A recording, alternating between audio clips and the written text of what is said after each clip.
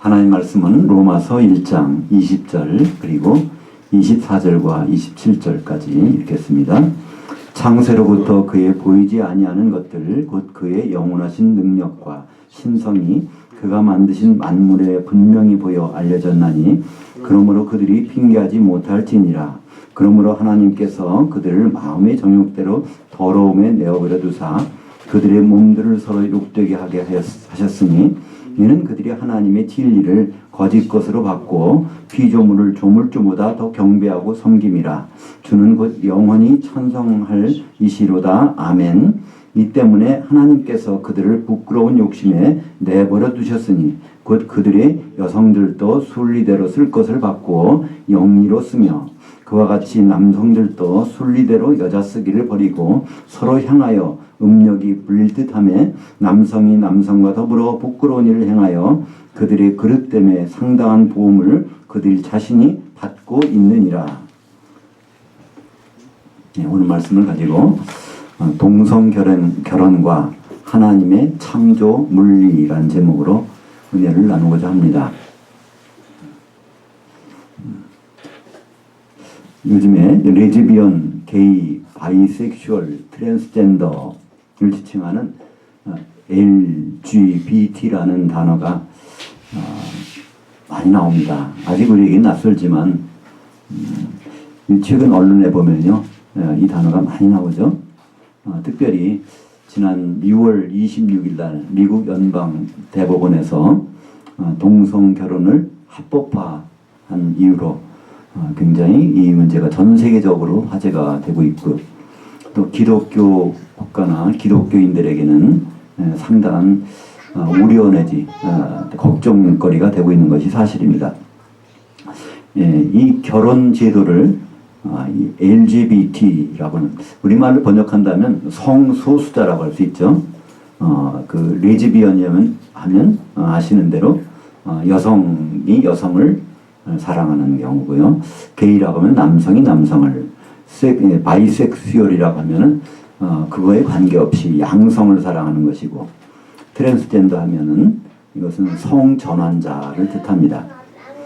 이들에게는 결혼이 원래 허용되지 않았었습니다. 근데 2001년도에 네덜란드에서 처음으로 합법적으로 이들의 결혼을 허용한 일이 있습니다. 근데 불과 14년밖에 안 됐는데 지금 전 세계적으로 이 미국이 이걸 합법화하면서 21번째 국가가 됐고요.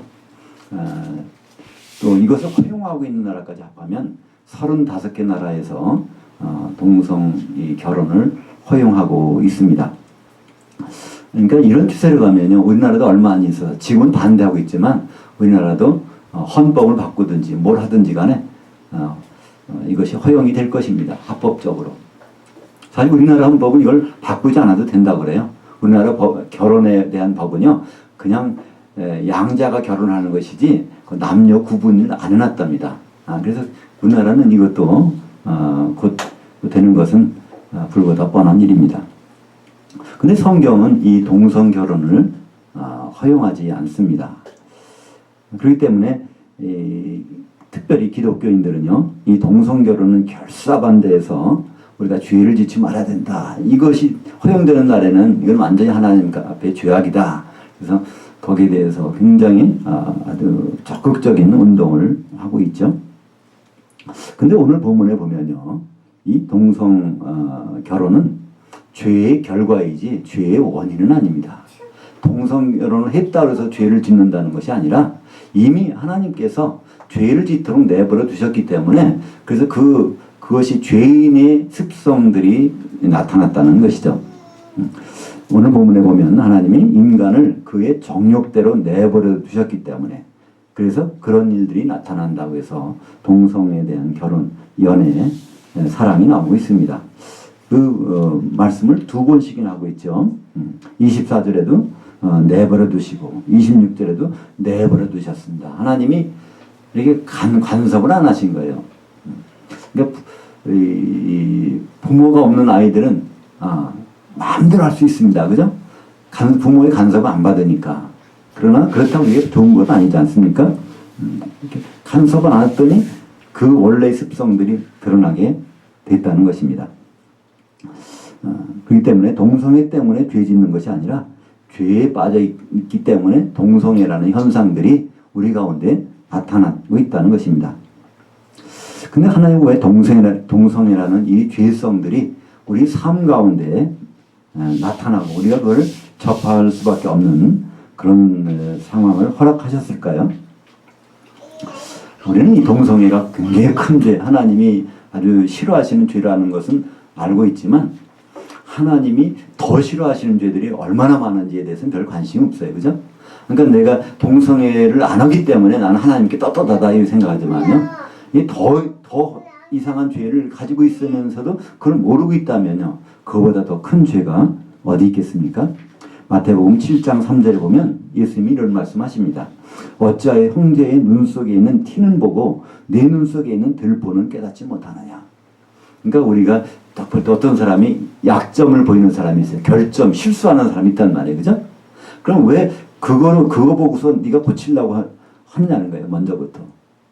예수님이 말씀하십니다. 형제 눈에 티를 가진 사람 보인다면 먼저 내 자신에게는 들보가 없는지를 먼저 보고 그걸 빼낸 다음에 티를 뺄 수가 있다는 것입니다. 한마디로 어떤 상대방이 환경에서 어떤 문제가 생기는 보면 그 문제를 허락하신 하나님의 생각을 먼저 읽어보라는 것이죠. 우리가 동성애란 그런 문제를 놓고 동성애를 하고 있는 사람이나 그것을 허용하는 사람이나 이 사람들을 나쁘다고 택하기 전에 하나님은 왜 이런 현상을 미국에서 합법화시켰고 한국에서도 곧 이런 운동들이 일어나게 하게 하셨는가, 그것을 생각해 볼 필요가 있다는 것입니다. 우리 이제 학교에서 배우는 과목 중에 물리라는 과목이 있습니다. 물리학. 전 물리학을 참 좋아했어요. 근데 저희 집사람은 물리학을 참 안 좋아했다 그래요.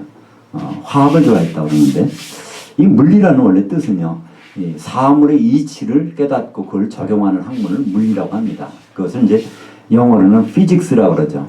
근데 이 피직스라는 단어가 오늘 본문 중에 나옵니다. 이 헬라 말에서 온 거거든요.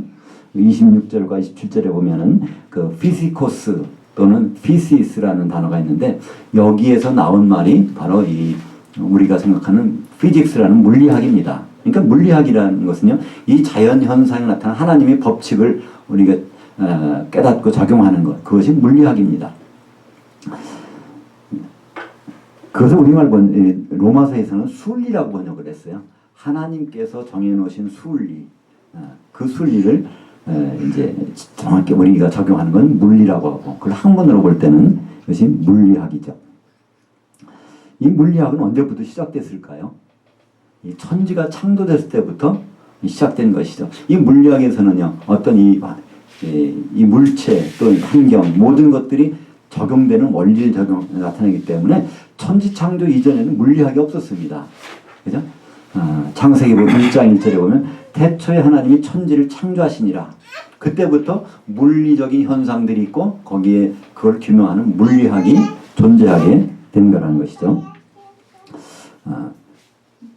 하나님이 태초에 천지를 창조하실 때는 하나님 목적이 있었습니다. 사실은요, 하나님이 천지를 창조했다 그러는데 우리말 번역을 제대로 하자면 하늘들과 땅을 창조하신 것입니다. 성경을 이해하는 데 가장 핵심적인 것 중에 하나가 하늘에 대해서 아는 것입니다. 성경에서는 세 개의 하늘이 있다고 합니다. 첫째 하늘, 둘째 하늘, 셋째 하늘. 그래서 우리가 지금 살고 있는 이 하늘은요, 이것은 첫째 하늘과 둘째 하늘이 겹쳐져 있는 하늘들이라고 하는 것이죠. 이 하늘들이 있기 전에 하나님은 하나님의 하늘, 거기에 계셨고요. 지금도 하늘보다는 거기 있죠. 그래서 우리 이 하늘들에서 하나님의 하늘을 바라볼 때는 그것이 셋째 하늘입니다. 두 개의 하늘을 통과해서 나가야 그것이 셋째 하나님의 하늘이 되기 때문에 그렇습니다. 그래서 이 하늘들과 땅은 하나님이 창조하셨기 때문에 그 창조한 목적이 끝나면 그럼 이거 다 없애버리신다는 것이에요.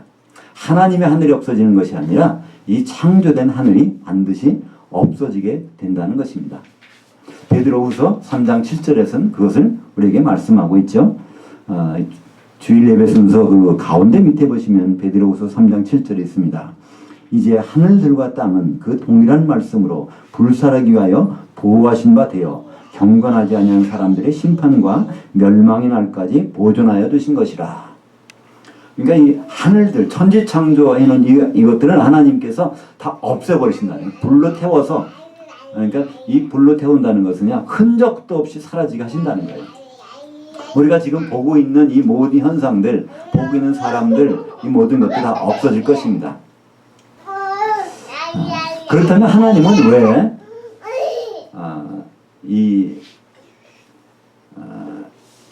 없애실 거를 왜 창조하셨을까요? 우리는 그것은 창조의 목적을 한번 생각해 볼 필요가 있습니다. 그것은 성경에 나와 있거든요.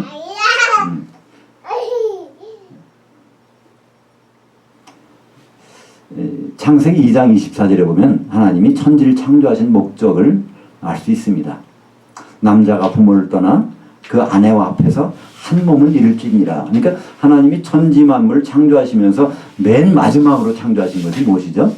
그것이 사람입니다. 근데 사람을 남성과 여성으로 창조하셨어요. 남자, 여자. 거기에 하나님의 물리적인 하나님 법칙이 있는 것입니다. 왜 남성과 여성, 그리고 남자와 여자를 창조하셨을까? 둘은 어떤 관계가 있다는 겁니다. 하나님 말씀하시죠? 바로 남자가 부모를 떠나 그 아내와 합해서 한 몸을 이룰지니라. 이것이 뭔지를 수천 년 동안 몰랐습니다. 그건 비밀이었기 때문에. 에베소서 5장 31절과 32절에 보면 이것이 바로 큰 비밀인데 그리스도와 교회에 대해서 말하는 것이니라 이렇게 말씀하고 있습니다. 하나님이 창세기 2장 24절에서 말씀하셨던 그 남자는 바로 다시 오실 그리스도고 거기에서 말씀했던 그의 아내는 이 교회가 그 아내가 된다는 것입니다. 바로 천지창조는 이것 때문에 있던 것이죠. 그러니까 남자와 여자, 그리스도와 교회가 만들어져서 그래서 이 둘이 합해지는 것 때문에 천지창조가 있었고 그 일이 끝나면 이 천지창조는 다 창조된 것은 소각이 된다는 것입니다. 이것이 바로 하나님이 천지창조를 통해서 우리에게 주신 물리적인 현상입니다. 이 물리를 거슬리는 것, 이게 죄라는 거예요. 우리가 도덕적으로 범죄에서 죄가 아니라 하나님의 물리를 거역하는 것이 가장 큰 죄입니다. 그렇기 때문에 동성연애라는 것은 그래서 죄가 되는 거예요. 남자와 여자를 해놓고 그들을 통해서 그리스도와 교회를 알게 하시고 궁극적으로는 예수님이 재림하시고 교회가 그들과 예수 그리스도와 하나가 되는 결혼이 이루어지는 것 때문에 남자와 여자를 최종 목적물로 창조물로 창조해 놓으셨는데 그 하나님의 의도를 잊어버리고 피조물이 바로 조물조보다 이 피조의 세계에 대해서 더 생각하는 것 그것이 바로 죄라는 것입니다. 그래서 그대로 내버려 뒀더니 동성연애가 나오게 됐다는 것입니다. 그래서 우리가 동성연애는 절대 하지 말아야지 그것이 범죄하는 것이니까 동성연애 안 했다고 우리 죄가 없어지는 거 아닙니다. 그죠? 네. 우리는 하나님의 물리 법칙이 어떻게 우리에게 적용되고 있는지 그 가운데서 우리가 어떻게 살고 있는지를 오늘 이 말씀을 통해서 우리가 살펴보기를 원하는 것입니다. 그러니까 우리가 동성연애 또 동성결혼 이건 반드시 죄인데요. 우리는 이성연애나 이성결혼을 합니다. 그죠? 네, 성이 다르다는 거예요. 그렇다고 우리가 결혼해서 애를 가지고 자녀를 낳고 그래서 화목한 가정을 이루어서 잘 사는 것이 이 하나님 뜻이라고 생각한다면 이것이 하나님의 물리법칙에서 어긋나는 거라는 거죠. 하나님의 물리법칙은 뭐냐면 예수 그리스도를 기다리고 만나는 그 일까지 가는 것 때문에 남성과 여성을 창조하셨고 그걸 기다리시고 계신데 우리가 그냥 가정이 이루어서 화목해 사는 것을 끝난다고 하면 하나님이 나중에 그러니까 창조해 놓으신 것을 다 없애실 때 하나님 그 목적에 부합되지 않는다는 것입니다.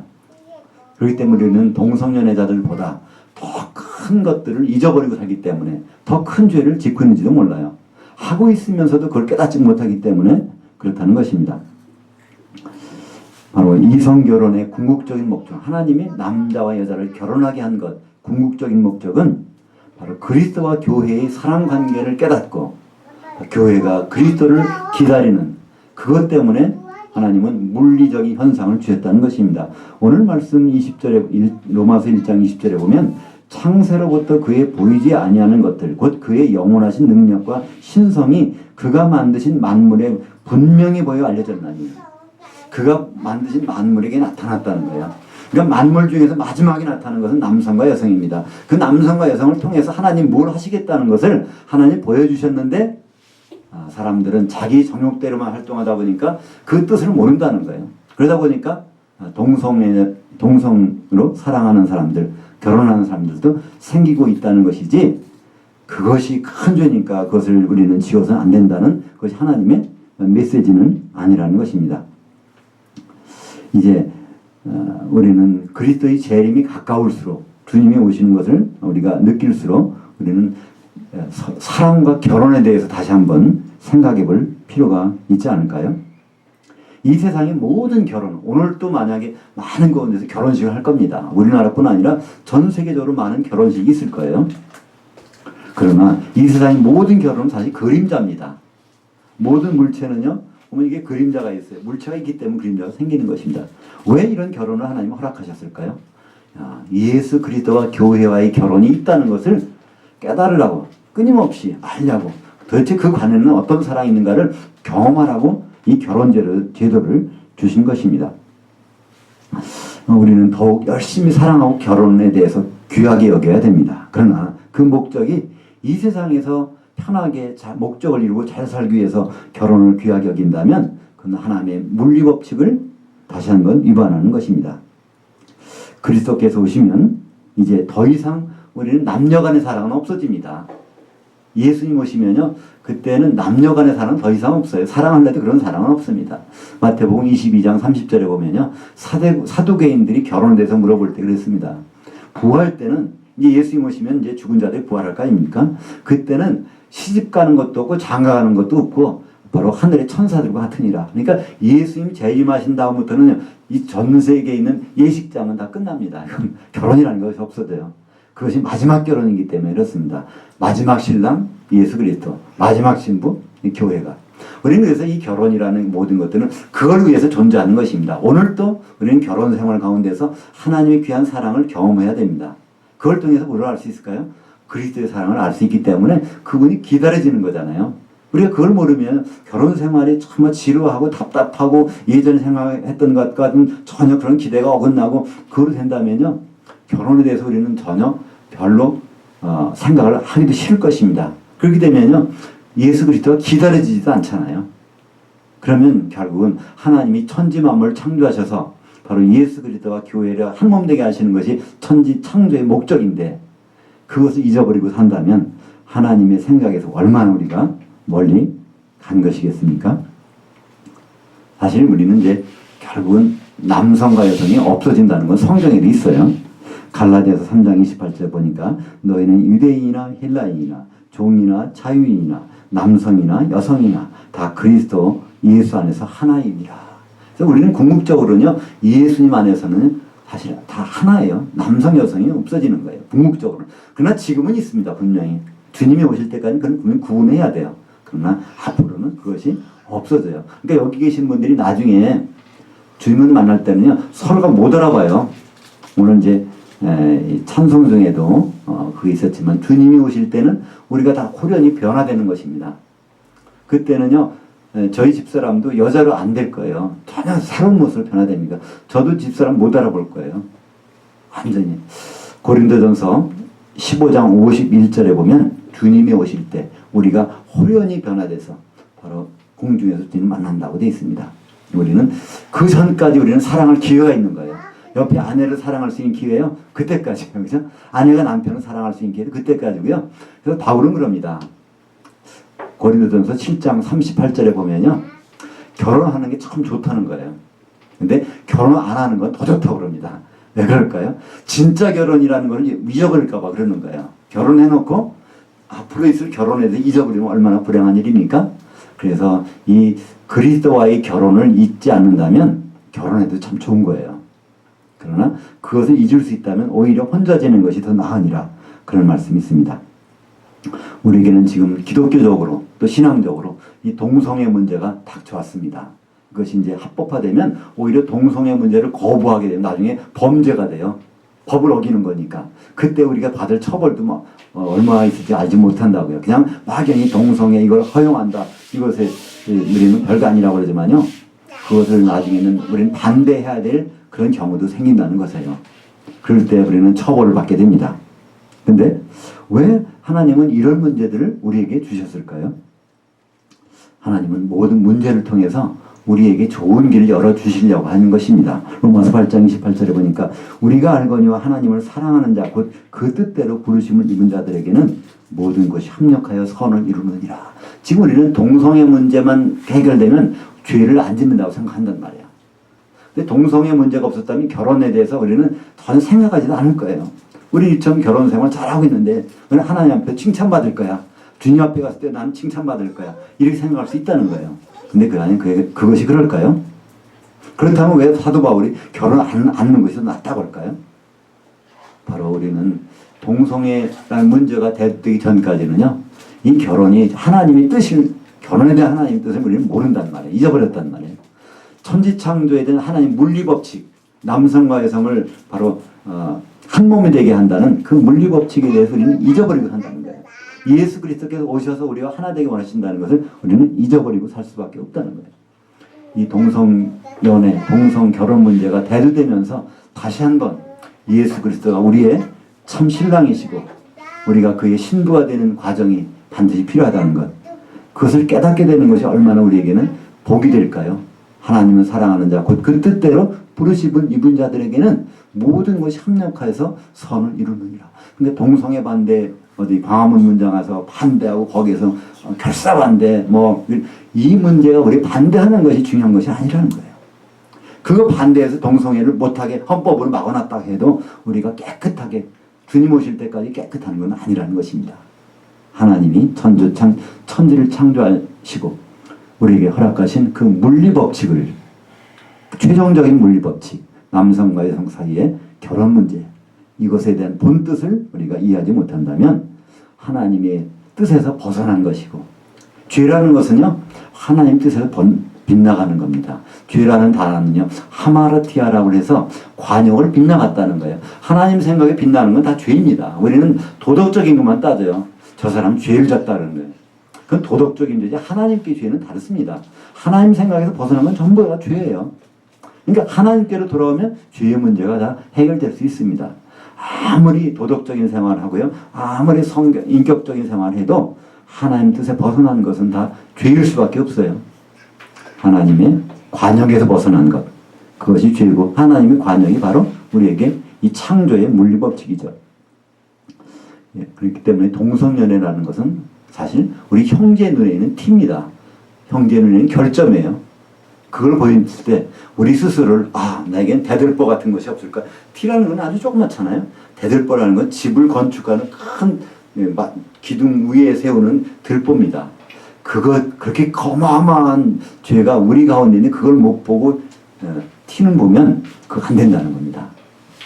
이런 사회적으로 또 우리 주위 환경에서 문제가 나타날 때, 죄성이 드러날 때 우리는 하나님이 왜 그것을 우리에게 만나게 해주셨는지 우리 스스로를 돌아보는 그런 지혜가 저와 여러분의 있기를 기도합니다.